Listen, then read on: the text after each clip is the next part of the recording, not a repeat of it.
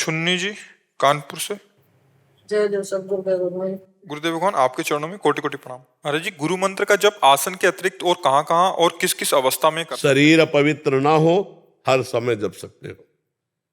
शरीर अपवित्र हो रहा, जैसे आप शौचालय में हो, वहां गुरु मंत्र नहीं जप सकते। नाम जप कर सकते हो। लघु शंका कर रहे हो, गुरु मंत्र नहीं। मुंह जूठा है, गुरु मंत्र नहीं जप सकते। पवित्र अवस्था है तो हर समय गुरु मंत्र जप सकते हो। बस इन दशाओं में देख लो, जब शरीर अपवित्र की बात हो तो नाम जप करे, उस समय भी खाली न रहे। जिसमें नमो नमः, प्रणव आदि मंत्र में लगे, वो पवित्र अवस्था में जपे जाते। वो ऐसा नहीं कि आपका जूठा मुंह है, आप गुरु मंत्र जप रहे, आप लघु शंका में, आप शौचालय में, आपके वस्त्र पवित्र हैं, आप गुरु मंत्र, ऐसा नहीं। नाम तो अपवित्र पवित्रो वास्रवावस्थांग तो पिवा यह स्मृत पुंडरीकाक्षम स्वायाभ्यंतरा शुचि। बाहर भीतर से वो परम पवित्र नाम कर देता है। नाम तो कभी भी जप सकते हैं, लेकिन मंत्रों की मर्यादा है, अपवित्र दशा में मंत्र ना जपे जाएं। गुरुदेव भगवान, राधा नाम जप का उत्साह मन में बहुत तेजी से होता है, फिर भी नाम जप की निरंतरता नहीं बन पाती। नाम जप का क्रम टूट जाता है। मैं बहुत परेशान हूँ, क्या करूँ? देखो, परेशान होने की तो बात नहीं है। परेशान शब्द भक्ति में नहीं होता, भगवत में, अध्यात्म में परेशान नहीं है। ना स्वयं उद्विग्न होना है, ना किसी को उद्विग्न करना है। उकताया हुआ मन योग में नहीं लगता है।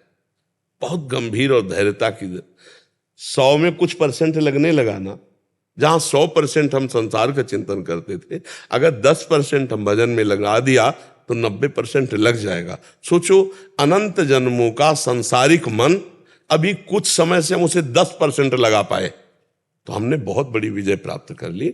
90% हम उस पर परेशान नहीं होना, उकताना नहीं है, धैर्य पूर्वक इस मार्ग में चला जाता है। अच्छा, सिद्ध पुरुष का स्वाभाविक भजन होता है, साधक को करना पड़ता है बार बार जिह्वा से। अगर हमारा उपांशु जप नहीं हो रहा, मानसिक जप नहीं हो रहा, तो हम वाचिक तो कर राधा राधा राधा राधा राधा राधा राधा राधा राधा राधा राधा राधा राधा राधा। अब इसमें देखो, आप जप के देखो, मन लगने लगेगा। धीरे धीरे जैसे जैसे पवित्रता आएगी, वैसे वैसे अंतर में उतरता जाएगा। पहले वाचिक, फिर उपांश, फिर मानसिक, फिर रोम रोम आनंद से पुलकित होकर के जप में लग जाता है। देखो, ऐसे महापुरुष हुए कि वो जहां जिस वस्तु को छू लेते थे उससे नाम चलने लगता। महाराष्ट्र में तुकाराम जी के जहां चरण पड़ते, वो भूमि बोलती विठ्ठल विठ्ठल। जनाबाई के कंडे से निकलता था विठ्ठल विठ्ठल विठ्ठल। ऐसे से भगत हुए कि वो पार्थिव वस्तुओं को छू देते तो उनसे नाम चलने लगता।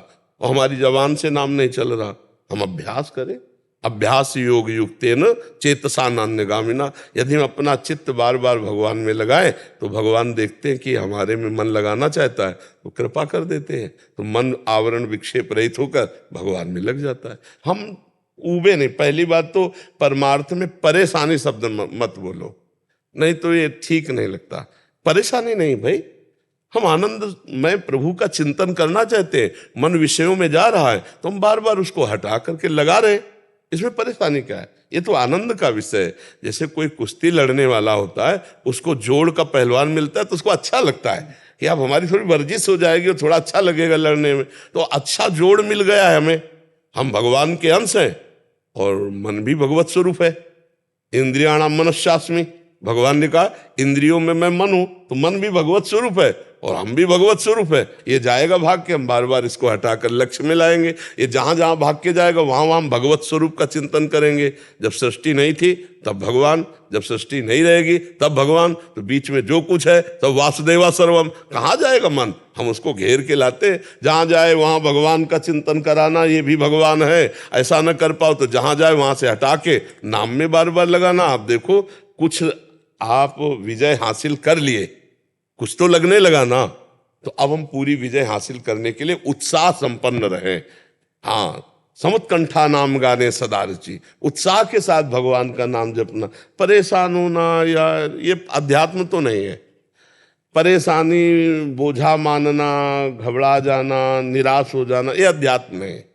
अध्यात्म में निराशा शब्द नहीं है, अध्यात्म में भय शब्द नहीं है, अध्यात्म में चिंता शोक शब्द नहीं, हम आनंद के मार्ग में चल रहे हैं। अच्छा, अभी हमारे प्राण छूट जाए तो हमें भगवत प्राप्ति हो जाएगी। क्यों? क्योंकि हम प्रयास कर रहे हैं भगवान के नाम जपने का। हमारा चिंतन तो है कि मैं नाम जप करूं। भगवान बहुत करुणा में है, इतने मात्र से संबंध भगवान स्वीकार किए हुए हैं। वो कह रहे ममैवांशो, तू मेरा अंश है। बस भगवान के हो कि भगवान के सुमिरन का हम प्रयास करें, इसी से हमें भगवान की कृपा की प्राप्ति हो जाएगी। और निराश तो होना ही नहीं। अगर कुछ परसेंट लग गया, दवा काम करने लगे, कुछ परसेंट तो विश्वास रखो जड़ से रोग नष्ट हो जाएगा। और गोस्वामी जी कह रहे हैं कि जा सुनाम भव भेषज हरनि घोर त्रयशूल, तीनों तापों का नाश करने के लिए रामबाण औषधि भगवान का नाम है। पूरे हम जीवन की बात कहते हैं, शास्त्रों का सब स्वाध्याय, संतों का संग। जिसने नाम पकड़ लिया भव समुद्र से पार हो गया। इधर उधर मत भटको, भगवान का नाम ही समस्त पापों का नाश करके भगवत प्राप्ति कराने में समर्थ है। जो गुरु ने मंत्र नाम दिया है वो जपो, अगर गुरु नहीं मिले तो जो मन भावे सो भगवान का नाम जप करो, व्यर्थ नहीं जाएगा, वो भगवत प्राप्ति करा के रहेगा। नाम कभी व्यर्थ नहीं हो सकता। अविनाशी सच्चिदानंद भगवान का नाम भगवान की प्राप्ति। जितने सिद्ध संत हुए सब जप से हुए हैं, भगवान के चिंतन से हुए हैं। चाहे प्रणव नाम जप करो तो भगवान का है, चाहे रामकृष्ण हरि जपो, राधा जपो, सब भगवान के नाम है।